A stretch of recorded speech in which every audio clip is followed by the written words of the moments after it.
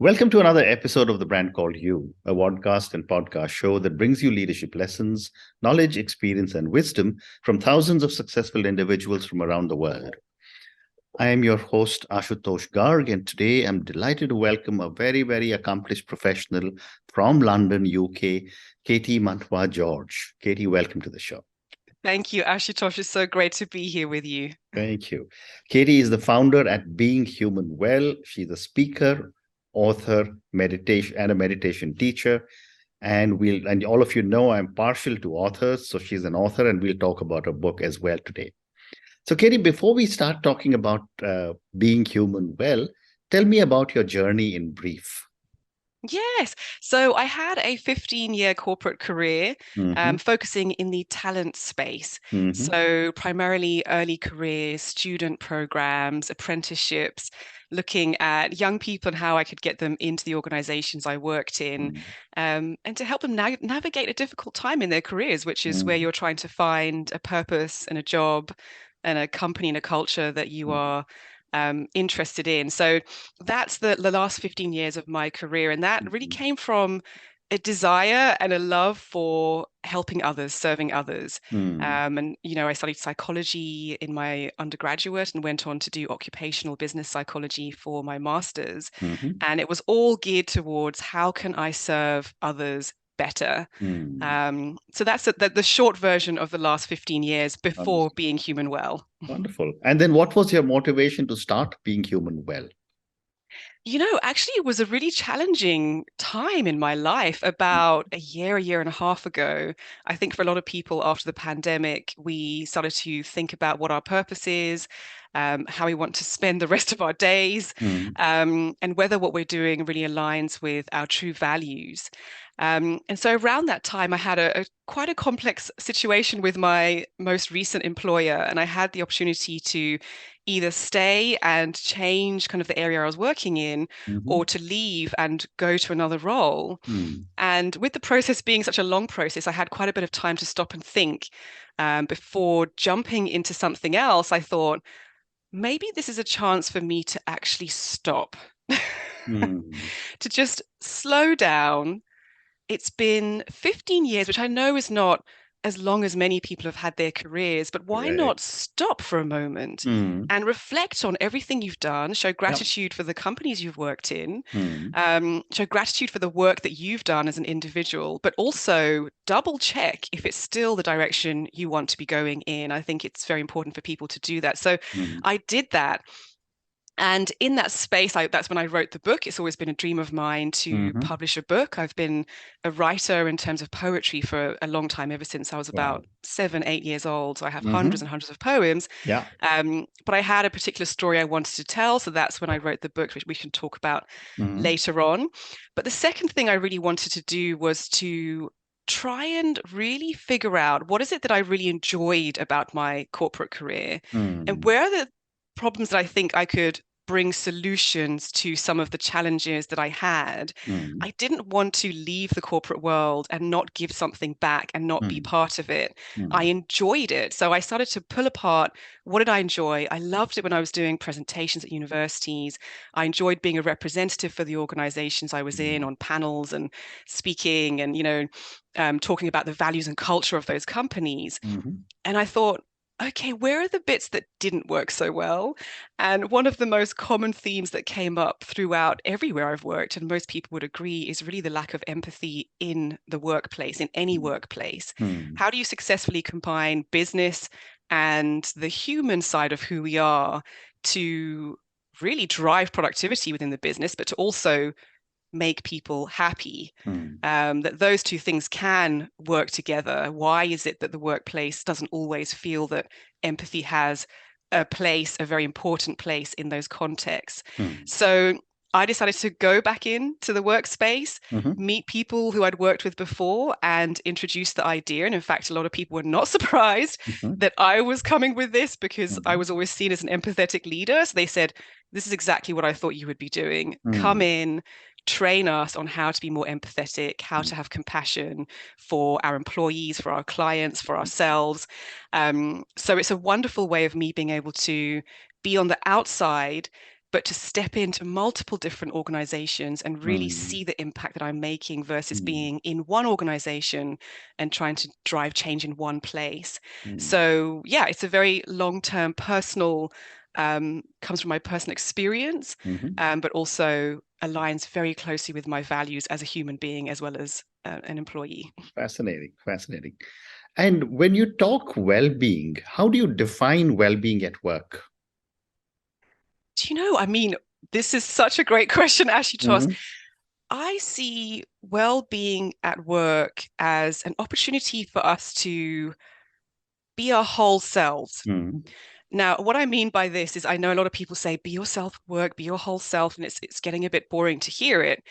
But we are, as human beings, in conflict with these different parts of ourselves and different versions of ourselves. So quite often you would hear, you know, certainly my colleagues, or even now when I speak to people who are exiting the workplace or moving or staying, is that they are in conflict in themselves about who they are in the work context and who they are at home. And that conflict means that when you're in the workplace, you're spending much more energy and time trying to fit in and trying to say the right things that you think other people want to hear, that you're not actually just getting on with the job. So for me, well-being in the workplace would be being able to bring those pieces together in any context that you're in. That would be the solution. Fantastic. And over the last 3 years that we've been all impacted by the pandemic, what have you seen as the impact on well-being in the workplace? It's very sad actually to see and hear the stories of what people have been through. And now that I'm outside of a specific workplace, I hear more of the stories because people reach out to me and tell me. I think that there was a real lack of that human connection during the pandemic. And in some ways, it gave us an opportunity to reflect and find purpose and rethink. But in other ways, it meant that leaders and managers and colleagues were simply unable to recognize when people needed support, or it was harder over video and over the phone to really understand what people's desires were. So there were a lot of kind of surprise resignations, a lot of increase in illness, stress, a lot of kind of psychological problems and challenges because people didn't have that support network they used to have in the office. So I think the pandemic was a really difficult time to live through. And when I think about some of the biggest challenges in the workplace, really is this idea of being in a state of fear a lot of the time. So leaders leading in a way that is really to promote productivity by making employees scared, if I just be very direct about it. And also the feeling of uncertainty around, I don't know what's coming. I don't know which direction the organization is going in. I don't know if my job is safe. That uncertainty fosters really is a negative, is the opposite of well-being. And the pandemic heightened that. So people were even more scared. People were even more unsure about when they would be going back into the office, if they would have a job, if they would even see their loved ones, let alone go back into their job. So those concepts that were already there were heightened. That fear and uncertainty was really expanded. Well said. Well said. You know, when I was reading about you, you also speak about meditation and how meditation can help well-being. Tell me a little bit more about this. Yes. So meditation, I've been meditating for many years, just individually. So I find it to be a great tool to stay calm and to be less stressed, and a good excuse also to say to my friends and family, I'm not here for the next 30 minutes. I've got my phone off just to escape, you know? Yeah, absolutely. And when I was going through this decision making about leaving the corporate world, I needed a tool that could help me to truly find peace and to find my true self. And meditation was that tool for me. So I meditated more and more, and I became more fascinated and interested in how it affected my physiology, my brain, and obviously having studied psychology before, I could see the connection between meditation and psychology. And as I started meditating more and more, I realized that this is something I would like to share with people. So I became a certified teacher through the Deepak Chopra certification, because I was also conscious that I wanted to stay true to the traditions and the origins of where meditation comes from versus some of the versions that we see in social media, which are not actually solving this problem of the divided self becoming one. So I find that with meditation in the workplace, you're able to really respond to situations versus react to situations. So that has been the biggest benefit for me, apart from the stress reduction, the peacefulness, the expansion of my mind and creativity and innovation. Really, what it meant is that when I was in a situation that could be maybe described as conflict in the workplace, which happens all the time and is actually quite healthy, but how do you respond to that conflict in a calm, measured, practical, solutions-focused way versus feeling defensive and feeling attacked, and therefore, ending up having a cloudy vision that you're not able to portray and describe what you're trying to say. So I think, especially, you will know from all the companies you've worked in, all the businesses that you've led, that this is a skill that is increasingly more and more necessary for you to have good business, good relationship with your employees and your teams, to be able to portray your ideas and describe exactly what you're trying to say without too many of those emotions overtaking the story you're trying to tell. So for me, meditation has an incredibly important place in the workplace. And in personal life, it's something that is beneficial for both sides of us. Well said. Great response. Let me now move on to some other different aspects of well-being. And, when I was reading about this and talking to many people, there is emotional well-being, physical well-being, financial well-being, social well-being. How can we, as individuals, try and find a balance between all these different types of well-being to ultimately reach the state of nirvana? Yes. Oh, the state of nirvana. Yeah. Oh, we'd all love to be there, but I know. Since you mentioned Deepak Chopra, I thought I'll use the word. Yes, thank you. Yes. Actually, the way I see it really is that they are not separate. Correct. So, yes, exactly. So actually, what we do is we overcomplicate our lives and we overcomplicate these different portions of our lives. It's a bit like us talking about the work version of me and the home version of me. There's this social version, this financial version, all these things that we're maybe trying to attain. They're all interlinked. So if you were to try and solve each one individually, you would spend 10 lifetimes trying to be satisfied or show appreciation for each element. But if you see them as one holistic opportunity, to see that if I was to just focus on being calm and being aware of myself, that all of these other things will start to work more smoothly and more easily. And I won't have to consciously decide to work on my finances or to work on my health. I would just be naturally allowing life to flow. And it sounds crazy because it doesn't mean you just, meditate all day and things will happen. You still have to take action. But if you've meditated and if you have this awareness of the wholeness of all of these parts, you will more smoothly be more focused and be able to be more productive and naturally work through them in a kind of more flowing way than trying to, today I'm working on my finance. So they are all part of the same thing, really. Well said. The other aspect I wanted to get your perspective on was, do men and women handle well-being differently? Yeah. I would love to say no. I would love the answer to be no, but I'm no. sure women handle it much better. I mean, I believe so, but I believe they do. Yes. Interestingly, I think that men shy away from the word well-being, shy away from it. When they've decided to look at it, they're just as good as women. But it's that initial trying to get men to, show interest in well-being and to understand the importance of well-being that is the biggest challenge. But once they're involved, they're very involved. I think it really is society's fault for that. because we've been told that, you know, men need to man up and they need to have all these technical Correct. skills. And, you know, so they don't really even have the opportunity to show what people might call as the softer side of their being, because it's a lot more for a man to stand up and say, I am going to go and meditate, or I'm going to go and practice some yoga, because eyebrows will be raised, people will make a comment.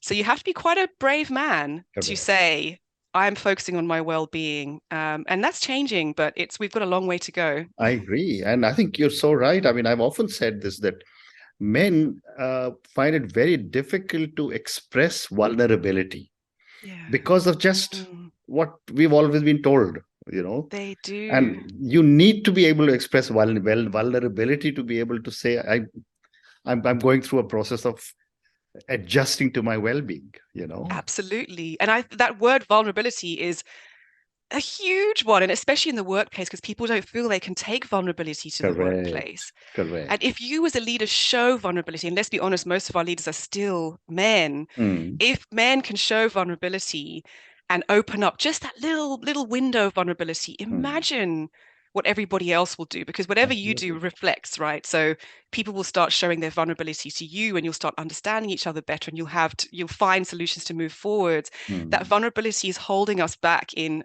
so many contexts, lack of opening up just that little tiny bit. Absolutely. Well said. My other question, I've got time for one more question on well-being, and then I'll move to your book. You live in a very, very multicultural country. How does culture impact well-being and acceptance of well-being? Yeah, so I was born in Swaziland in Southern Africa. I am multicultural myself, so I'm a mix of South African and British. Lived in London most of my life. I've just returned from South Africa. I'd been there for 3 years, so back in London.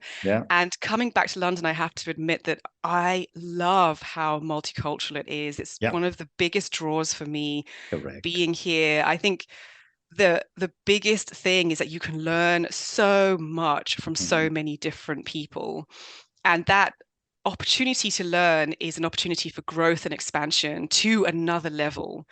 So obviously I talk a lot about empathy and being able to step into other people's shoes and to understand their world and their desires and their needs and how they want to function.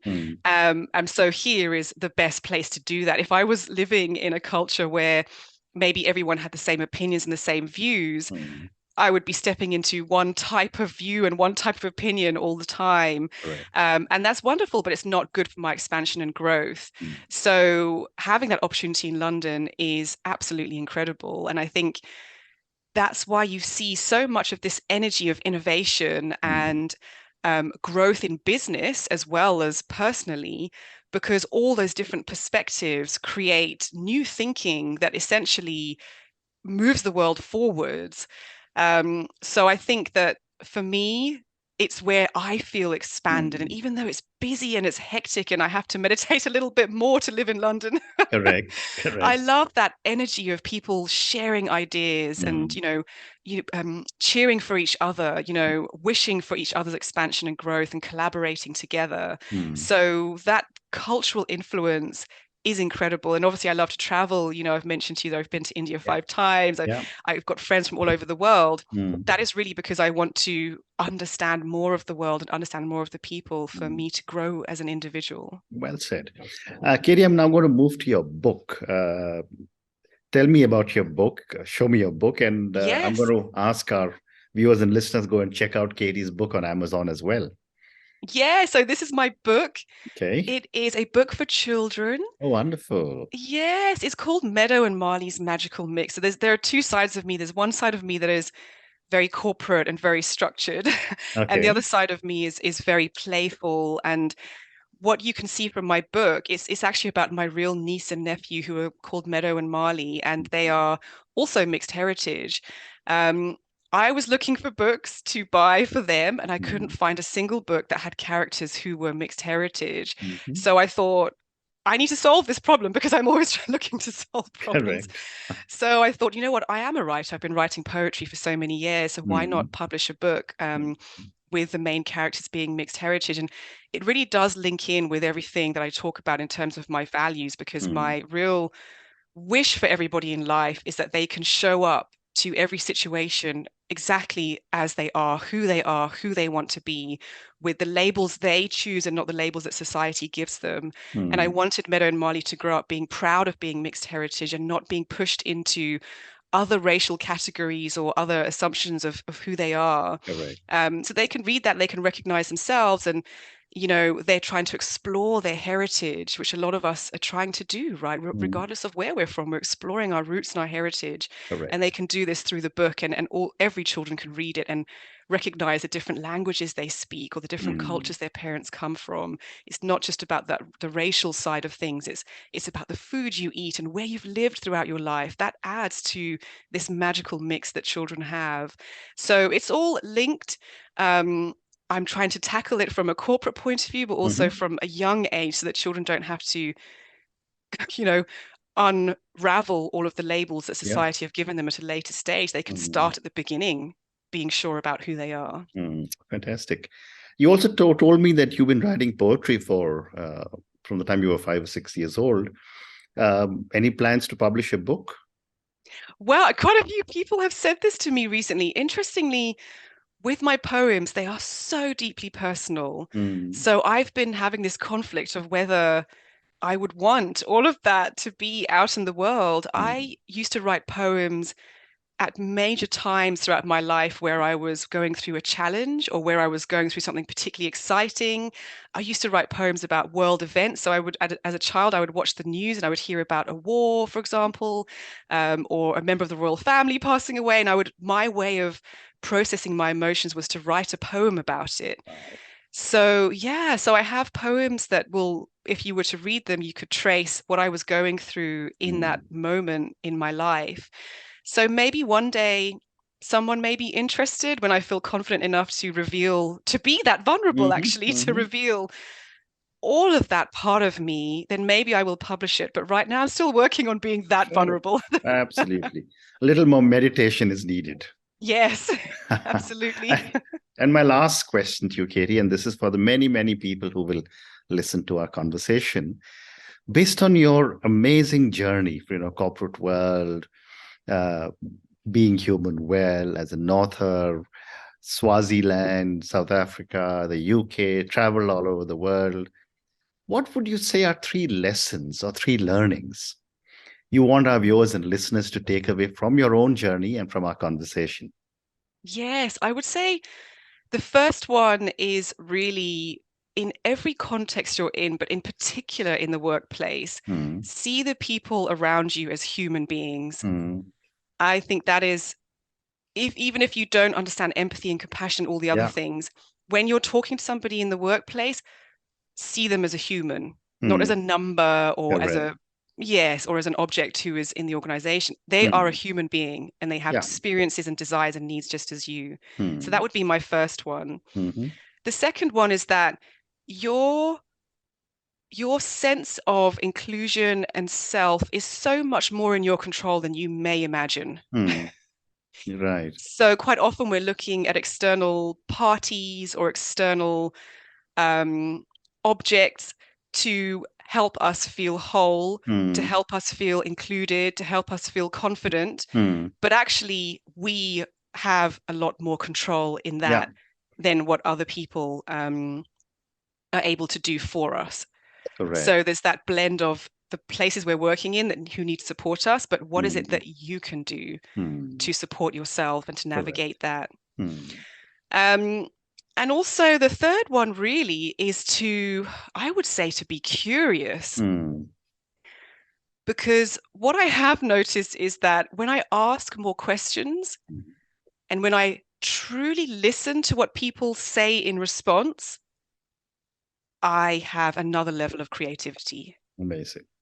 Absolutely. Listen to what people are saying to you. Don't make assumptions about what they're going to say. And if you're wondering what's going on, ask. Well said. Well said. And on that note, Katie, and your 3 wonderful lessons, see the people around you as human beings. Second one you said is, think of the sense of this, develop a sense of inclusion and self, which is so important, And what I really understood you to say is that love yourself and be able to rely more on your own strengths than to keep looking to others for an endorsement. And the third one is be curious.